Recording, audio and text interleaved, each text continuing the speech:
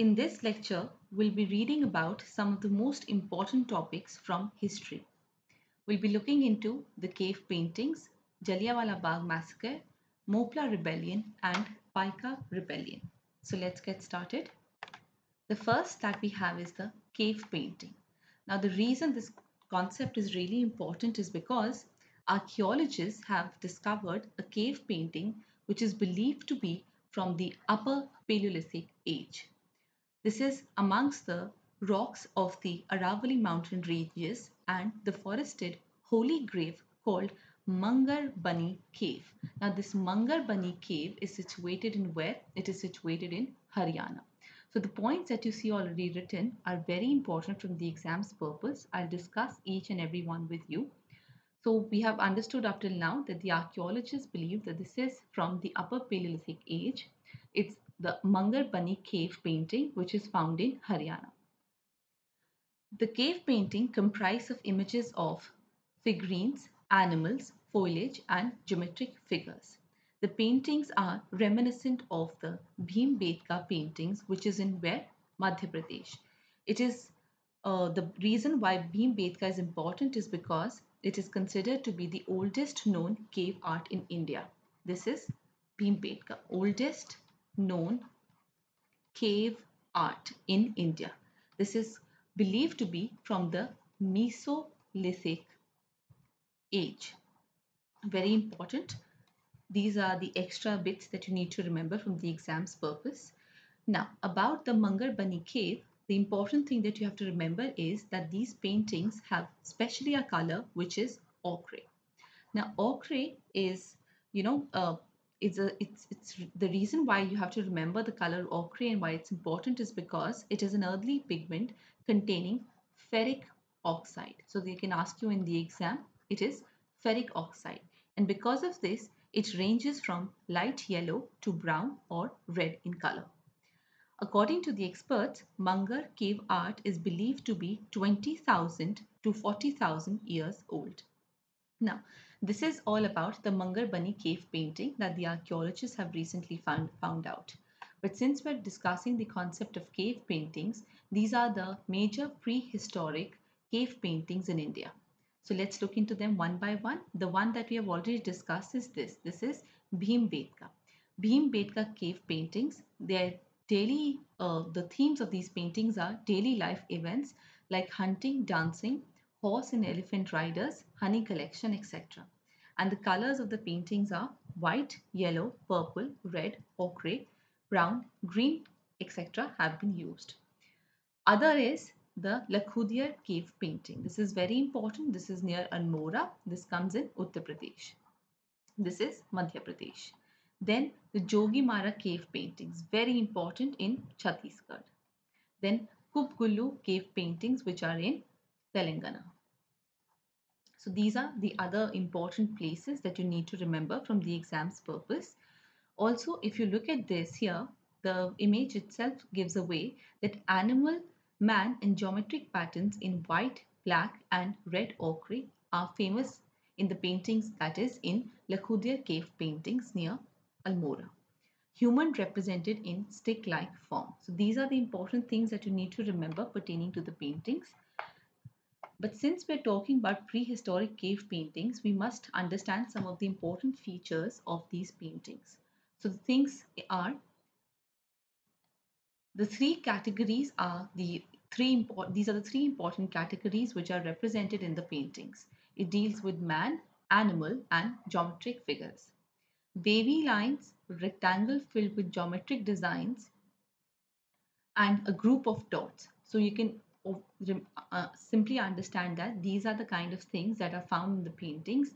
The theme is, like we discussed in this picture here, depiction of day-to-day life like hunting, dancing, collection of honey, people like man riding on animals. That's showing that they're hunting down an animal. All of these are the important themes of the paintings. Then you have to remember that some superimposition of the paintings is also done. Humans are represented in stick-like forms. This is how humans are represented. Few are wash paintings, but mostly are geometric patterns. The colors, these are very important, used are white, yellow, orange, red ochre, purple, brown, green, and black color. More animal figures than human figures are a part of these cave paintings. Now, this is all about the cave paintings, but in this, when we were discussing the Mangar Bani Cave, we discussed that these are belonging to the Upper Paleolithic age, and the Bhimbetka are believed to be from the Mesolithic age. Now, what is exactly these, different ages? So, if you look at this picture here, you'll see that the prehistoric period in India is basically divided into four. The first is the Paleolithic age, that is the Old Stone Age. The second is the Mesolithic age, the third is the Neolithic age, and the fourth is the Metal age. So this is when the iron was used. So this is a simple way how you can understand the different uh, periods in our history. Please remember that they are not uniform throughout India. This is the most important point, very important that they are not uniform throughout India, but it is Paleolithic, then Meso, then Neo, and then Metal Age. But this is unfortunately or fortunately not uniform in our country. This Paleolithic age is further divided into three parts, that is upper, middle, and lower age. So UML is the simplest way how you can remember this. So this is all about the cave paintings. The next concept that we have to discuss is the Jallianwala Bagh Massacre. Now, the Jallianwala Bagh Massacre was in news because the Prime Minister of India recently unveiled the dedicated renovated complex of Jallianwala Bagh Smarak at Amritsar to the nation and also inaugurated museum and galleries. Now, this is about the Jallianwala Bagh Smarak that has been recently, that was recently in news. But since we're talking about the exams perspective, the events that led to this massacre is very important. So this image here discusses all of that. Especially when it is about Jallianwala Bagh massacre, you have to remember that the passage of the Rowlatt Act and the initiation of the Rowlatt Satyagraha was the reason behind it. So the Rowlatt Act or the Black Act authorized the government to imprison or confine without a trial, very importantly. How? Without a trial, any person associated with seditious activities. This led to nationwide unrest. So the thing that you need to remember here is that what we are taking into consider is sedition. Sedition is basically going against the government, planning against the government. Gandhiji initiated Satyagraha to protest against Rowlatt Act and the British issued to prohibit him from entering Punjab. The arrest of the leaders in Amritsar and unrest in Punjab. So Dr. Saifuddin Kichlu and Dr. Satyapal were the two prominent leaders who were arrested. Soldiers fired, and a lot many people died. The telegraph posts and government buildings were destroyed, and Europeans and Indians both were killed. Punjab was basically placed under martial law, and the name of the person is Brigadier General Dyer. General Dyer banned gatherings of more than 4 people in where in Amritsar. All right. And most of the Punjab, when I say was under martial law, it simply means that the freedom of assembly was curtailed, freedom of expression was curtailed. The gathering at the Jallianwala Bagh was a crowd of 10,000 people had gathered at the Jallianwala Bagh to celebrate the festival of Baisakhi. The date is very important. This is April 13, 1919, and to protest against the arrest of two leaders. Who are the two leaders? The names that we just discussed here. Dr. Saifuddin Kichlu and Dr. Satyapal. This is imperative that you remember the name of these two leaders. The massacre, what was the massacre all about? The same person here, that is General Dyer, headed the Bagh and he ordered his troops to just fire at the crowd which was, you know, celebrating Baisakhi. They were gathered there for that reason. The crowd obviously was unarmed, and this led to the figure of dead at over 500 people. Now, these are the important things that you need to remember pertaining to the events that led to the massacre. What was the aftermath of the massacre? This is also extremely important, and especially important because we recently had a movie on who?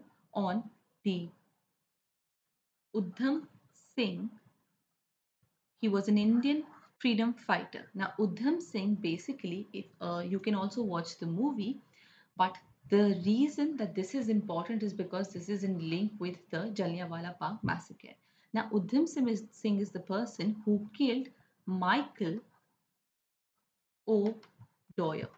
Now, this is not the same person as Brigadier General Dyer. I'm saying it again. Please don't get confused in the exam. Brigadier General Dyer was who? Was the person in Punjab. Michael O'Dwyer was not the brigadier. Michael O'Dwyer was the Lieutenant Governor of Punjab. He was a Lieutenant Governor of Punjab during the time of the massacre. So in the year 1919. Udham Singh killed Michael O'Dwyer and not Brigadier General Dyer. This is very important from the exam's perspective. Don't get confused between the two. Now, the reason why Jallianwala Bagh massacre is also important is because this shock and the outrage led to what? Led to the next important movement, that was the non-cooperation movement. Non-cooperation movement, which is in the year 1920 till 1922. So these are the important things that you need to remember. The next concept that we have to discuss is the Mohla Rebellion. Now, Mohla Rebellion can also be called the Malabar Rebellion. So don't get confused. These are the same rebellions. Now, Malabar Rebellion leaders, the reason why this is in news is because its leaders, that is Haji, Musaliar, etc., and the other martyrs have been removed from the dictionary of martyrs of India's freedom struggle. Very important. I'm using the word removed. The Indian Council of Historical Research is understood to have recommended the deletion as this was not to do with the independence struggle but a fundamentalist movement.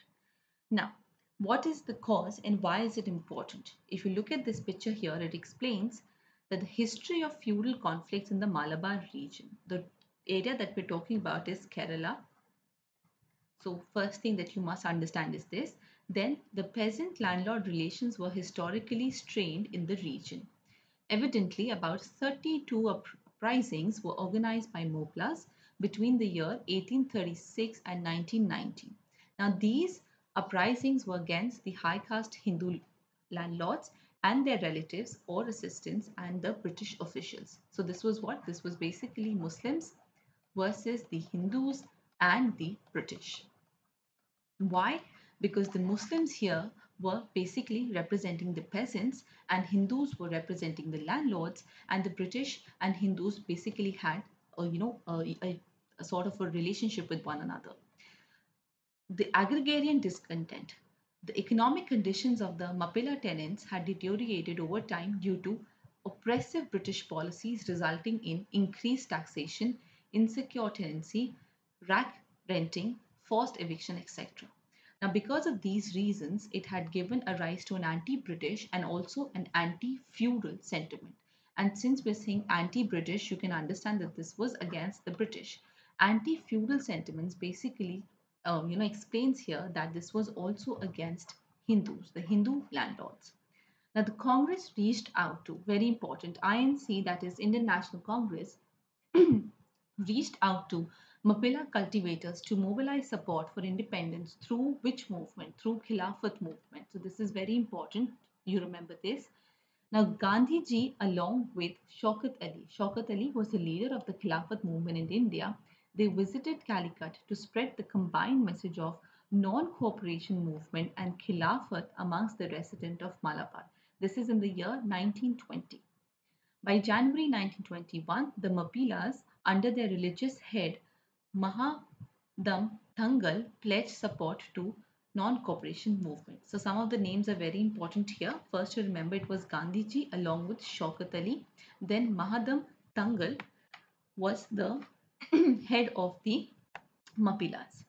The Mappilas, under the leadership of Haji, took up arms in 1921 due to the arrest of another important leader, that is Musaliar, and a widespread rumor that a prominent mosque in the area had been raided. So these are the possible things that can come in the exam. So you have to remember, you can take a screenshot of this. But the reason why it is in news is because these important leaders, the names of these leaders, that is Thangal, Haji, Musalia, all of these, they have been removed. They have been removed from what? From the dictionary of martyrs of India's freedom struggle. So these are the important things pertaining to Malabar or to pertaining to the Mohla Rebellion. Now the next thing that we have to discuss is the Pika Rebellion. Very important. Recently, the center has stated that Pika Rebellion cannot be called what? The first war of independence. The first war of independence is something which is attributed to what? Which is attributed to the revolt of 1857. So if it comes in the exam, this is the correct answer to it. Please don't choose Pika Rebellion. In the year 2017, Odisha had urged the centre to declare that Pika Rebellion as the first war of independence. At present, the Indian Mutiny, like I told you, the revolt of 1857 is also called Indian Mutiny or the Sepoy Mutiny of 1857 as the first war of independence against the British rule. Now let's read a little about the causes of the Paika rebellion. So these are the possible four causes. The first is new land revenue system that was set up by the Britishers was something that the people of Odisha and especially the Paikas were not happy with. British exploitative policies like removal of the king of Khurda, exploitation and oppression of the peasants and the farmers, then new currency system, that is British changed the currency system from Kauri to rupee, that led to exploitation of villagers by local Mahajans. Then British salt policy. This is very important. British salt policy basically deprived the zamindars and the local people of their traditional rights to manufacture salt. And you can specially understand that since we're talking about the area that is Odisha, how important is this point, right? So the Paika rebellion was basically an armed rebellion that took place in Odisha, and it took place basically 40 years before the Sepoy Mutiny, that is 40 years before 1857. So if it comes in the exam, you know what happened first. This happened first. That is Paika Rebellion happened first. Who exactly are the Paikas? Okay, who exactly are the Paikas? The Paikas are the peasant militia of the Gajapati rulers of Odisha. Why are they important? The reason why they're important is because they offered their military service to the king. They owned rent-free land that had been given to the king, that had been given to them by the king for their military service to the kingdom of Khurda. So Paikas basically, provided protection. They offered their military service to the kingdom of Khurda, which we have just understood here that the British policies removed the king of Khurda. So you can simply understand that since the British removed the king, how dire would be the situation for those who had been employed by the king. So they were the Paikas. They were they offered basically the military service to the king. Now, the Paika is very important, especially why? Because you have to understand that when we're talking about Paika rebellion, some of the important personalities that you need to remember for the exam's purpose is Bakshi, Jagabandhu, Vidyadhar. He was the chief of the militia army of the Gajapati ruler. He rose in rebellion, taking support of tribals and other sections of the society. So they basically attacked the British symbols of powers. They attacked their offices. They attacked the administrative offices, the police stations. They set them on fire and they looted the treasury from where? From the same place, Odisha or Khurda. So remember these places. Then the revolt was eventually overpowered by the British army, and Bidyadhar, that is this leader of the entire rebellion, was imprisoned in the year 1825 and he died in jail in the year 1829. Now, these are the important things that you need to remember about the Paika rebellion. But since you can simply understand that this was, the reason why it's so significant that it was that it was in talks of being considered as the first war of independence, that this actually changed a lot of things in Odisha. And what do I mean? That this rebellion had consequences. So the consequences that followed afterwards were there were administrative changes. That is, Udiyas were employed in government services. They were employed in government services and entrusted with responsible works. Then there was reduction in salt prices. Reduction in salt prices. And more salt was now available for the smooth purchase of the people. There was also reduction in revenue burdens. So these are the possible consequences, and also the management of the famous Jagannath temple. Jagannath temple is in Puri, was handed to Ramachandra Deva III, who was the son of Raja Mukunda Deva II. So these are the possible consequences of the Paika rebellion, and if you can see, the causes of it were all that were mostly changed in the consequences. So these are the important topics that we had to discuss today. The images are very important. You can take a screenshot of these, and please do remember all the famous personalities and the name of the places. Thank you for watching.